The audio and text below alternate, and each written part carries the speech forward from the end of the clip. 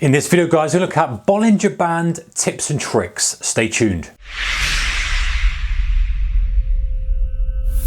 Hey guys, warm welcome to you. Thank you for joining me. All right, so Bollinger Band, super popular indicator, which is really good for capturing explosive moves that are still within a range, and we want to kind of use a mean reversion play. However, the kind of trouble with Bollinger Bands is you can get caught out by explosive moves that are actually genuine breakouts. So let's look at some of the ways and tips and tricks that we can use Bollinger Bands to our advantage and minimize the chance and minimize the times that we potentially get caught out by them. Right, this video is sponsored by CoreSpreads Australia. There's a link to those guys in the description below. Go and check them out, see if they're right for you. Okay, so if we look at a Bollinger Band is basically standard deviation around a moving average. So the mean, if you like, the middle of the band is a standard simple moving average. You can adjust it and play different games with it, but let's just call it 20 period for now.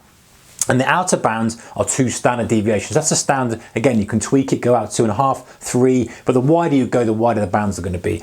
And so the thing with Bollinger Bands is that as price range or price volatility is just sitting there and not doing much, the bands start to contract.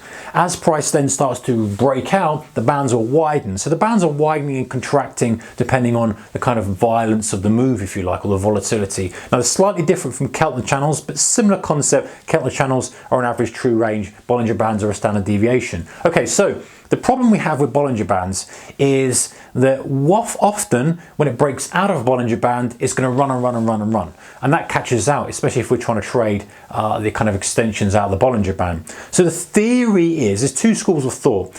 This theory is that you are looking to sell short as we touch an upper Bollinger. You're looking to buy or cover as you touch the lower Bollinger Band. So the theory being that these bands are going to constrain price for most of the time. And that's true. If you look at a chart, these bands will constrain price for most of the time.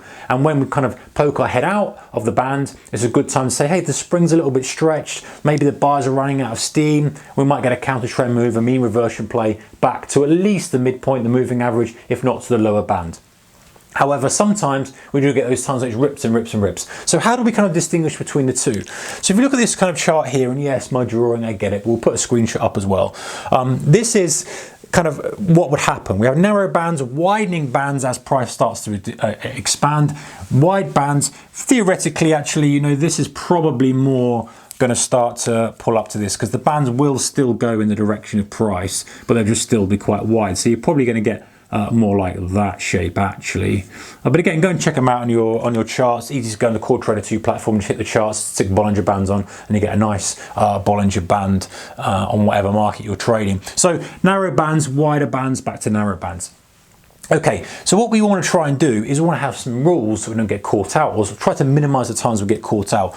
And the first rule, which is a very good rule and quite a nice way to do, is to say, hey, listen, right, I will fade moves above the upper bolly, here, moves below the bolly, here, if we are still in a multi-month range or multi-week range or multi-day range, depending on the time frame you're trading. So if you're swing trading, you want to be multi-months. If you're intraday trading, day trading, multiple days. In other words, if we go back to the left-hand side of the chart and we say, right, well, price has kind of literally been doing this for whatever time frame it is, and we're still in that range, let's say a 20-day high, 20-day low, 5-day high, 5-day low, whatever time frame we're trading, then we can comfortably say that, hey, while price is still within that, we can trade this counter trend trade. And again, we're going to have to manage our risk and put some stop loss in places and all that kind of stuff, good stuff as well.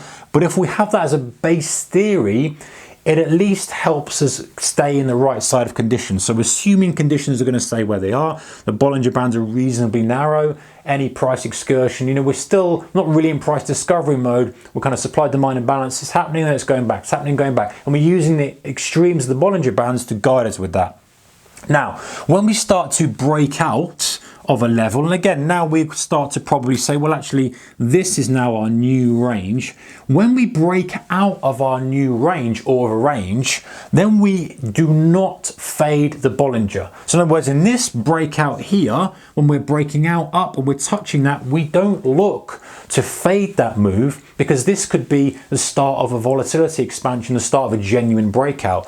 Now, we could say we want to follow it, and that's something else you could add on. You could say, listen, a close above the Bollinger, I'm expecting in 2 or 3 days, and that's fine. You know, I think that's a perfectly acceptable strategy as well. But at the minimum, you could say, listen, I'm not going to fade that kind of trade because we are now out in fresh territory. We're in fresh price discovery level. You know, the Bollinger Bands aren't doing what they should be doing. It's a good way of me keeping out of trouble. So while you're in the range, look to fade it. While you break out of the range, look to either follow it or not get involved at all. And then you can start to do the same thing. So you start to say, okay, well, you know, we're widening up a little bit here. You might ignore all this until it starts to, even though it could be wider, we might get a range, but we didn't. We broke out here. So again, we're not looking to fade any Bollinger move because we're breaking out of the range. However, now we're coming back and we're settling into a range again. And appreciate this drawing's a little bit exaggerated, but we see this all the time on charts, guys. Just bring up your favorite chart, go into the platform, select your favorite market and bring up the chart yourself. But you can then see the Bollingers will start to narrow. Now we're like, okay, well, we're now back into the range. We can now start to fade these extreme Bollingers, and again, using some kind of risk management, however you decide to play that. But by not getting involved when we have volatility expansion, you reduce the chance of you getting run over by fading a Bolly that actually is just spiking up. So it's thinking a little bit more than just using the Bollinger Band, rather than just going, okay, well, the Bollinger Band is, you know, price hits. Yes, it does a lot of the time. However, when you are in fresh territory, we've got fresh money flow coming in, we've got a reprice scenario potentially where the revaluation of the market is happening, then Bollinger Bands are less likely to constrain price. So if we can align ourselves when they're more likely to constrain price, i.e. when we're in a range bound condition